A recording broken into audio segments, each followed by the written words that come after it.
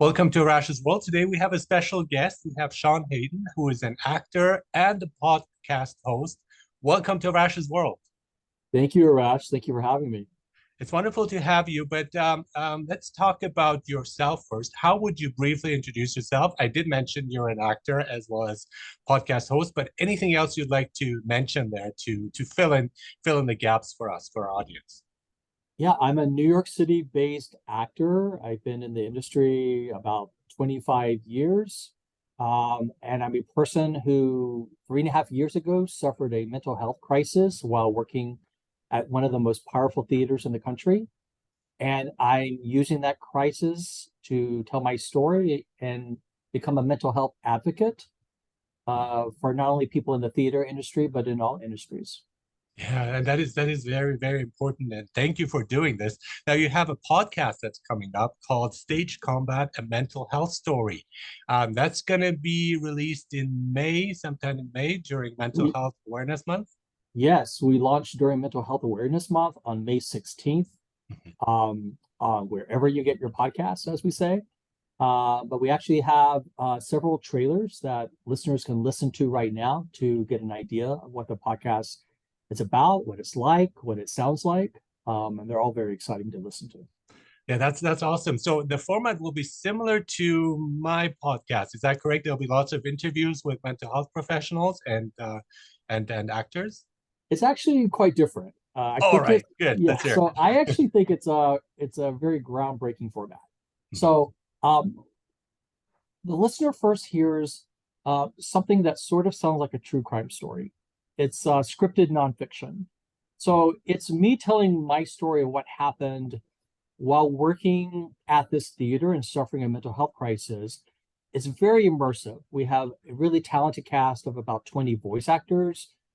It's scored and it's sound effects. So the listener feels like they're on stage with me. Oh, And that's then wonderful. after each chapter, which always ends on a cliffhanger, then I have a 10-minute conversation with a mental health professional about some of the things that came up in the story. So we unpack those issues, and hopefully, my story opens a window to a broader conversation about mental health. So it is scripted in a sense, or it's not like improvised as we would hear. So the conversation with the mental health professional is, of course, not scripted, Mhm. but the produced portion, it is a scripted nonfiction immersive listening experience. So it's a lot like listening to, in the old days, there used to be radio shows. Yeah, yeah. Coach, I live in New York City, and we're hearing some of that noise. Um, but it's also sort of like if you listen to a true crime story in podcast, Mhm. it sort of has that feel, but it's very theatrical because we are in the world of theater, musical theater, and one of the most powerful theaters in the country.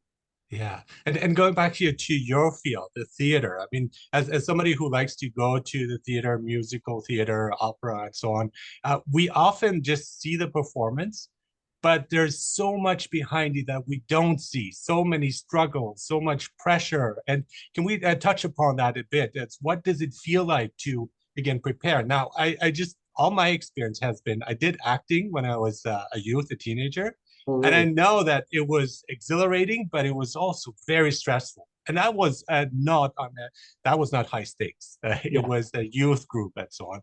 yeah. How did it go with you? What are some of the pressures that are unseen for us, but that happen behind the scenes?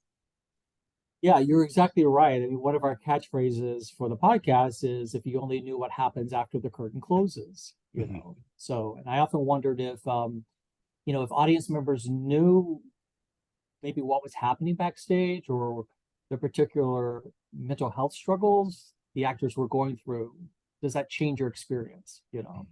So, you know, acting for me, I've had enough years to adapt to the pressures of it. I actually got to a point where I enjoyed auditions because an audition is an opportunity to do what you love to do. Mhm. So, you know, that took many years of getting to a place where you're confident enough in your craft and that you just enjoy doing it. But all actors, have to deal with constant rejection.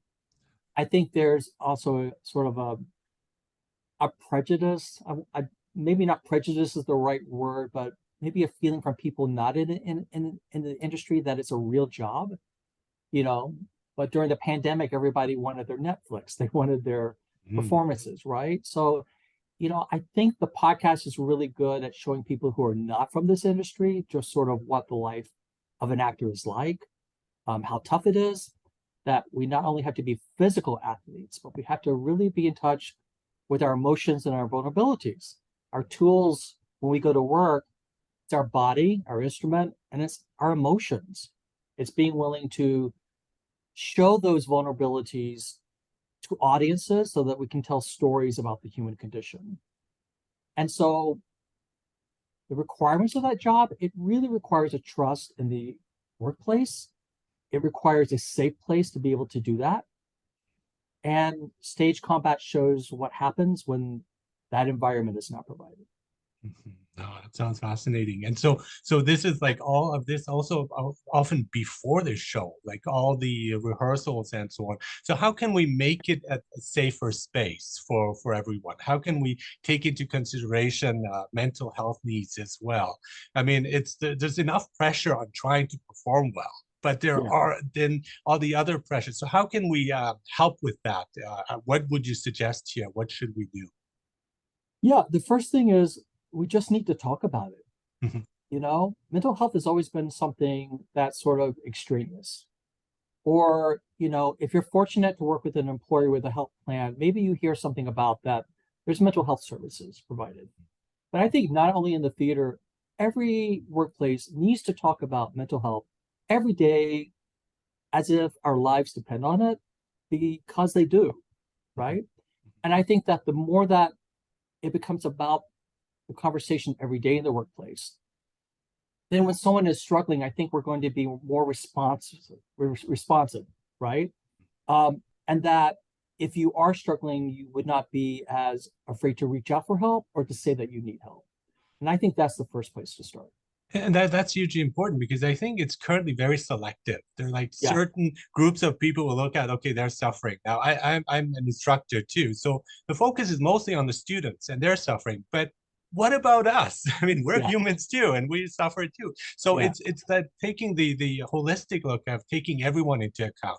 And I think that especially also the stigma that comes with a guy is like, yeah, you can handle yeah, it. This yeah, is like no big deal for you. But it is. And yeah, I think really shifting that kind of perspective as well. And it's not, again, necessarily just women who suffer from it, it's yeah. also the guys. And there is some movement that I've seen in the media, but still not enough, I think.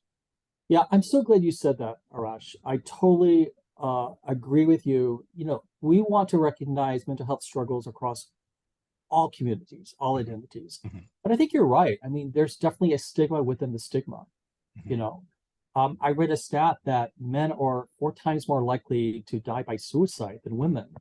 And that's because culturally, as men, we're brought up not to maybe express ourselves, to be in touch with our emotions, that a mental health struggle is a sign of weakness, that you're less than. Um, and I do certainly think that maybe there was some component of that happening in my story. It's ironic because the podcast takes place in a production of Billy Elliot the musical. And so I was playing, if you're familiar with that story, I was playing the father of Billy, who is this epitome of toxic masculinity, right? Who There you is go. having a mental health crisis. Yeah. And so we sort of see, you know, art imitating, you know, or life imitating art. Which way is it? Right.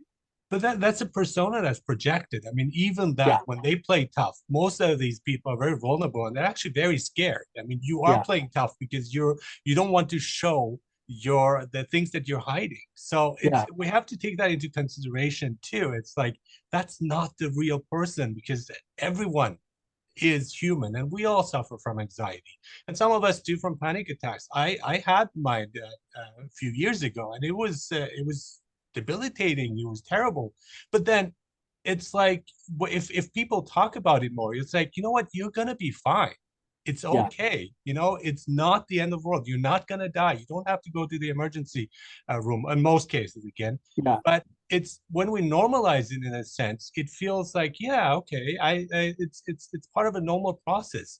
And I think like just showing anxiety or saying I'm anxious, or it's seen as again the stigma is still there, especially again much more so if you're a guy. It's like, well, you're Yeah, supposed to be able to deal with that. I think normalization is a key word there. I think that's really important. The thing I say, and I've said in some of our promos, is that the thing a lot of people said to me after this all happened to me was, I didn't think this would happen to someone like you. Exactly. So that Exactly. inherent is that there, and it doesn't come from a bad place, but it says that, okay, either we do expect certain people to react that way. So, or And is who are that you to judge that? Who are you to we don't judge who expect can men. and who not? You know, Yeah, say we don't yeah, expect men, you're, yeah, kind of a take charge kind of guy. You don't expect it to happen to you. yeah. And so if we do talk about it more, Mhm. if we do talk about it, that just because you're a guy doesn't mean you're immune to it. But we just need to talk about everyone has a possibility of having a mental health struggle. And it's okay. And that we all need to be there to support each other when it does happen. And in many ways, I mean, I've seen the best learning comes through suffering for me, and it's not something I look for, but when it does happen, it's then you're kind of shaken up from your comfort zone. You say, now I have to deal with this situation, and once you do, you actually way ahead. It actually connects you more with life than before. So I find Yeah, that ever since I've had these anxiety and panic attacks and so on, then you move on and you appreciate life so much more, and your fear goes away if you face it. And yeah, I've had people who will talk on this podcast who are more of an expert than me, but I'm talking about my personal experience. Once you face those fears, you realize how small they are and how they hold you back in many ways. And that's really important to forge ahead and yeah, not be afraid. yeah, And instead of trying to find an escape or using medication or drugs or any other kind of escape, of really like facing it, and you come out so much stronger out of it, no matter who you are, where you are. yeah, And I think in our culture, we talk about it often, but then we lack that connection with it, and it's kind of sometimes often superficial. So like really diving deep into that and saying yes, normalizing it, let's feel it, let's accept it, yeah, let's part of who we are, and let's try to get stronger through it. yeah. I totally agree. And it's not only the normalization, but also that it's okay to seek professional help, Mhm, to therapy, or mhm, to see a doctor if you want to see what is the best course for you mhm. to weather your mental health struggle, uh, and to have mental health professionals lay a path for you. It's kind of like financial advice, right? You go and talk to the Absolutely. expert of how to deal with your Yeah, money. Now this, you're investing in yourself, this is your own well-being, it's worth so much more than any business you might have. So yeah, it should be seen as normal. I'm just asking for some expert advice. How should I deal with this situation which affects me and my relationships? We're yeah. not alone in this. Yeah. Yeah, and I think what is inherent in that is that you have to be willing to do a deep dive into it, you Yes. know? And I Yeah. think coming back to men again, I think that's something that, we're just raised not to do that, Yeah. you know? And you have to be willing, and that's what the podcast shows. It actually shows a 3.5 year mental health journey, not just from doing the show, but what was the fallout afterwards and what were the mental health struggles that got worse and mutated, and how did I sort of get out of that? So it's important that we just encourage people to not be afraid to explore that, and that you're not, that phrase, less of a man for doing that. It's You're going to be a better man, and you're Yeah. going to be a better part of your family, your community. We are all interconnected. Yes. So when someone has a mental health struggle, there's a ripple effect. Yeah. It's not just the person, it's spouses, children, friends, community. Yes, yes, absolutely. But I think with like also show business, we see a lot of actors who are suffering and Yeah, who are then attracted to substances and substance abuse. yeah, And so what is it specifically? Is it that really that kind of like pressure of always having to give your best, of always being prepared, of always rehearsing? Is it that being in the limelight, being in the media, is that part of it that's causing this? Or is it the lack of, again, opening up again about one's vulnerabilities? What is that? Because I know I don't personally know, but I've seen a lot of Yeah, famous celebrities, famous people suffering from this. yeah. Well, look, there's a lot to unpack there, Yeah, yeah, but I think, I think a big part of it, Harash, is that the industry for far too long has proceeded in a manner that says explicitly and implicitly that you're lucky to have a job. So be quiet if you're struggling. Because if you can't do the job, not only are there people out there that will take your job, there's someone standing in the wings that will take your job.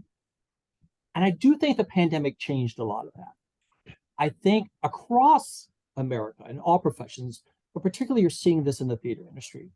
And a lot of this leadership, it's coming from the generation that's younger than me. You know, it's the actors that are in their 20s that are saying the show doesn't have to go on, that mentality. That yes, we are lucky to have a job. Yes, there's a lot of competition, but we are employees and we're entitled to the same workplace protections that we would expect in any company in America. And so the thing that's different about my profession is that my tools, as I said, require me to expose my emotions and my vulnerabilities. That's not something you have to do in an office job. Mhm. So our theater owners, our employers, it's time for them to recognize that and say, hey, maybe we should go above and beyond what any other employer should do. Maybe we need to train our staff to be sensitive to mental health struggles. Maybe we need to, there are people called behavioral health consultants that can be hired, much like you bring in a fight director or a choreographer, that provide support to the actors, not only in performing their roles, if they're performing characters with mental health issues, but to provide them support if they're having trouble, navigating that, you know, on stage and in the personal life. But the employers have to be willing to say, it's like sensitivity.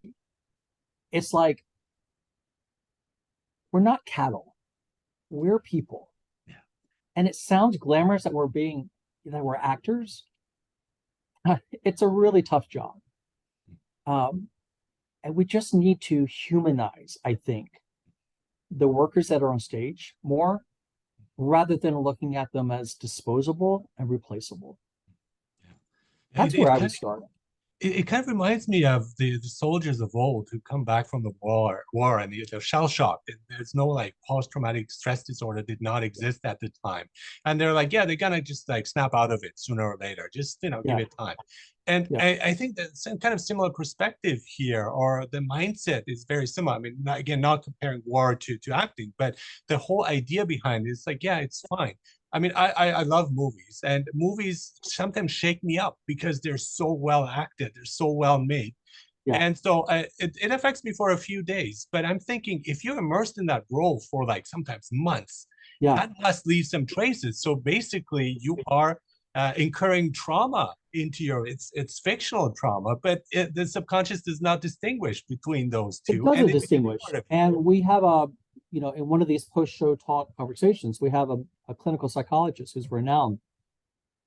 And she did a medical study with actors. And what she found was the feedback was the body doesn't know the difference. So if you think about if you have had a big cry or a big fight with someone, an argument, you feel emotionally spent, you feel physically spent sometimes. And so, for instance, in Billy Elliot, that's in the podcast, my job required me to break down crying twice a show, 8 times a week. So that's 16 times a week. Can you imagine if you cried 16 times in 1 week? You're going to feel beat up. Yeah. And so, as an actor, I know how to support myself. But when there's issues in your workplace, the employers have to provide you a safe place to be able to do that work. Now, what I will say, Harash, is there's a lot of actors that maybe don't know how to manage that and they're not trained, and I think that's something that our employers could help them with as well. In terms of self-care, what would you recommend for actors to being able to can give themselves enough time to basically heal from this Yeah. like incurred trauma?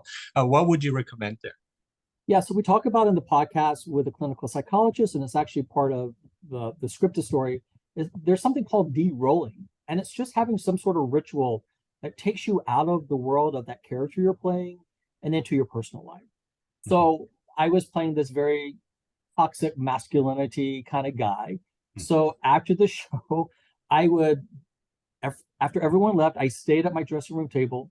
I listened to very calming music, and then I would play the Spice Girls because it was the furthest from the world of this macho guy that I was mhm, playing. mhm. And then I would shower at the theater. Our housing was 5 minutes away, but the feeling of showering there at the theater made me feel like I was getting rid of that character, you know. And then you just sort of you have to live, in show business we say you have to live like a nun. You have to go home and go to bed. You have to work out. You have to eat good food. It's a lot of things you do as an athlete for self-care, but there's certain rituals that you can do as an actor to make sure that you're just maintaining boundaries between your personal life and what happens on stage. Because what about I think method acting is where people just like consistently stay in that character, and which Yeah, which I think is a bit scary. And it's like if you have a family, you're like that toxic guy. You go yeah. home and you act. Should we like switch off and just have an on and off switch, or what would you say for actors who are trying that method? Well, personally, I would say method acting is dangerous. Okay, I, yeah, I don't think it fosters a good workplace. And I think it's damaging, extremely damaging to a person's body and mental state. So I'm not an advocate of mhm, okay. that. What was the question? I think that was it. So Yeah, you say yeah. So I we mean, need when to I switch hear off. method acting, Yeah, it just sort of yeah. makes me, you know, kind of do that because look, I also think in any workplace, you got to be able to work in a manner that's, you know, conducive to everyone else being comfortable as well. And so when one person sort of is too method or too immersed in a role that it crosses a danger line, that Yes. not only presents safety risk, but it's not good for the other actor's mental health. I want to bring up Zimbardo's prison experiment that he made in the 70s, where they had to pretend prison. And so there were these students who were randomly assigned guards, and then the other ones were prisoners. And he was the director. And after a while, they got so much into their roles that they Yeah, forgot. They took it for real. They thought they were in a real prison. yeah, So did the researcher himself, Zimbardo, Philip Zimbardo. So yeah, if that happens to a seasoned psychologist, how yeah, much more would it happen to us? So that kind of confusion between reality and fiction. And I think, as you're saying, I think we have to come back to the ground and say, okay, now the shift is over. Now I yeah. need to relax. Yeah, I think that's something the listeners will find interesting to explore in the podcast, whether or not that dynamic is going on Yeah, in the yeah. story. It was a very uh it was a production that was directed to have a lot of rage and anger. Hmm. So, um, but was there enough support being provided so that the events that played out in the story of stage combat could have been, prevented? And what has helped you throughout? I mean, when you had that moment with a basic collapse there, what has helped you to come out of it? What was really like? Was it advice from others? Was it help? Was it yourself a realization? What Well, when brought it you out of this? yeah, when it happened to me, I had no vocabulary, Harash. I Mhm, never had a panic attack. mhm. I didn't know what was happening to me. It was Yeah. really, really frightening. Oh yeah. And then it just got worse and worse. Yeah. So, I I I was fortunate enough to be able to afford medical care. A lot of people don't have that luxury here in the States. Mhm, So, I had a therapist, I had a psychiatrist, I had, mhm. my panic symptoms manifested in really painful muscle spasms and muscle rigidity in my neck and my back. So then I had to have an orthopedic doctor and then a physical therapist. So the podcast journeys that it wasn't a matter of just having a panic attack. It changed my life for 3.5 years. Mhm. So certainly cognitive, therapy is really important. But believe it or not, making the podcast, I've always said, is the ultimate cognitive therapy Yeah, because I've sort of recreated the crime scene, sort of say. yeah, I've gone back. It I was love that. traumatic a lot of times to record it, Yeah. but just to be able to tell the story is very empowering, but also to connect all the dots. And for me to be able to see in dramatizing what happened to me, oh, this event led to this, and that led to that. And that's why I reacted that way. And that's why I had this bad spell. So I would say I didn't expect that from making the podcast that would have that effect. Um, but it's been a tremendous benefit to my health, and actually something my doctor said was probably the best thing I could have done for myself, considering just how much effect the trauma actually had on me. Yeah, yeah, absolutely. And I think it's often like when the fear of like it appearing again, and we're afraid of fear, and it's kind of Yeah, it continues, and really finding a release and whatever that is, yeah, and also taking a certain amount of responsibility for it. Say, okay, now I'm gonna deal with it. Now I'm gonna face it. Now I'm gonna not victimize myself, but just turn yeah, it into something much bigger, much grander. And I applaud that because yeah, it is hard. It's actually the harder path to take, but it's so much more rewarding and so much more liberating to do that in any form, whether again yeah. it's a podcast or a work of art or making music, whatever it is. We need to do that and really like open up to those emotions and feelings. Yeah, I think something you said, I think you have to do both, you know? Mhm. I think you have to take a moment to say, when I first went to see my doctor, I said, I just want to get over this really quick. I don't want to be a victim. And when you hear what happened in the podcast, there was a lot of things that happened that were not so good. And he said, but you were a victim and you've got to acknowledge that first Sure. before you can work past through that. Yeah. It's okay to say something bad happened to me and Yeah. it really affected me in a bad way. You got to start there and to figure that out. Yeah. And then I think you do reach a certain point when you're feeling mentally healthy enough Mhm. to start looking ahead. You know, um, I think a lot of people can be trapped by the familiarity of distress, So I think there's a point where if you work through the issues, I agree with you to affirmatively look to what lies ahead for me, you know? It's really a step-by-step process too. I mean, Yeah. that's important to see that. It And it's doesn't different happen for overnight. everybody. And the And it's timetable is different, different. and it Yeah. takes a lot of work and patience too. I mean, and that's we have to acknowledge that too. But once you see that things are moving in the right direction, that I'm slowly feeling better after feeling worse, I'm slowly Yeah. feeling better. That is important, and to continue that, and to have a certain amount of like, I got some of it under control, and some other stuff I don't. And so I find with life that happens too. Whenever I think I'm in control, then it's like, no, you're not. And life kind Yeah. of throws you something, a curve and so on. But that's okay. Because at that point, you're like, yeah, I got this curve. Now it's not going to overwhelm me. And one of the fears has been like, having the pandemic. And this is actually this was my wife's worst nightmare. She's a nurse. And and it did Mm. happen. And I say, look, I mean, we're okay. I mean, it was tough. It wasn't easy. We prefer not to have it. But once you Yeah. do, you see the good that can come out of it, that silver lining, and apart from all the suffering and pain and deaths and losses, I Yeah. acknowledge that. But at the same time, there is a bright side to it. And I think we need to focus on that little line, silver lining that exists, that bright light that exists there to move it forward. Yeah. And so that's by opening up, by facing it, by talking about it. I think that's exactly it. That's the right path. Yeah. I love your optimism. I mean, that's really great about you. And I think it's hard a lot of times when you are really struggling to Yes. find that optimism, because you're seeing, you know, it's a tough lens to look through Yeah. sometimes. Yeah. You Yeah. know? But it's Uh, okay, because you don't want to push toward optimism. It should be something that exactly. you get to, right? Yeah. Because when you're forcing yourself to be optimistic, and that's why I don't Yeah. like positive thinking, I think that makes things worse. If things I are bad, agree. accept them. Yeah. Yeah, they are bad. Yeah. But It's what can kind of I like, do about it? Yeah. yeah, it's kind of like when someone says, "Oh, you should Snap out of just it. snap out of it because you have a great life. Yeah. The worst Yeah, is when you're suffering from insomnia. It's like, oh, just close your eyes and fall asleep. It's like that's exactly the problem. I can't do that. right. Yeah, Yeah. yeah, But again, that kind of opens up. And when more people have experienced trauma, and that's I see again the bright side yeah, of the pandemic, we all went through hell. yeah, Some more than others, of course. But now we know what it feels like. And it's like, oh yeah, I hear you, I feel you.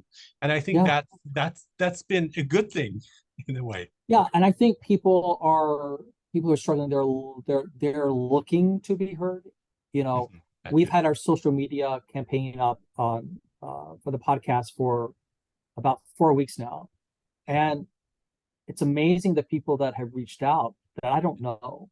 I don't know them, Yeah. but just to say, I'm looking forward to the podcast because what I'm hearing you went through, I've been suffering from as well. Yeah. And no one seems to understand it. Yes. I've heard that several times.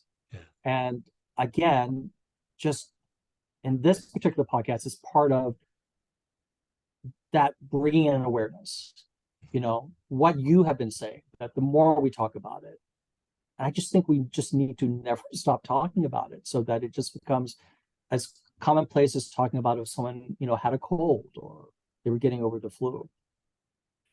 Just a technical question. How would the podcast work? Is it kind of weekly? Are you planning to add more episodes, or do you have everything you're releasing it by time? Because I'm very curious. Yeah. So Yeah. we launch on May 16th. Yeah. Uh, and there's actually 2 seasons to look forward to. Oh, nice. So we have a second season that will be released later in the summer. Mhm. But so the episodes will probably drop about 2 episodes a week. Mhm. And there's 9 episodes in the first season. And then we have about another 10 episodes that we're editing right now as I'm talking to you to debut in July. Okay, wonderful. So just want to remind everyone, Stage Combat, a mental health story is the podcast. It will be released, premiering on May 16th. So pencil in the date, that's important. And it will be available on all the major podcast It's platforms. on every directory right now, so you can go right there. You can just hit the follow up button. Mhm. It's free. There's no subscription price to it, so you can just hit follow, and then you'll get notification of every trailer that comes out and every episode that drops. Wonderful. Thank you so much for being on Arash's World, Sean Hayden. I recommend everyone to check out your podcast when it comes out. And yeah, lots of sleep still. We still have a month to go, but Yeah, definitely an important event to look and can I forward just say, if people want to follow our social media, you to. can check us out on Instagram at Stage Combat the Podcast IG, and then we're on Facebook, TikTok, and LinkedIn at Stage Combat the Podcast. Wonderful. Thank you so much, Sean. Thank you. It was a pleasure to speak with you.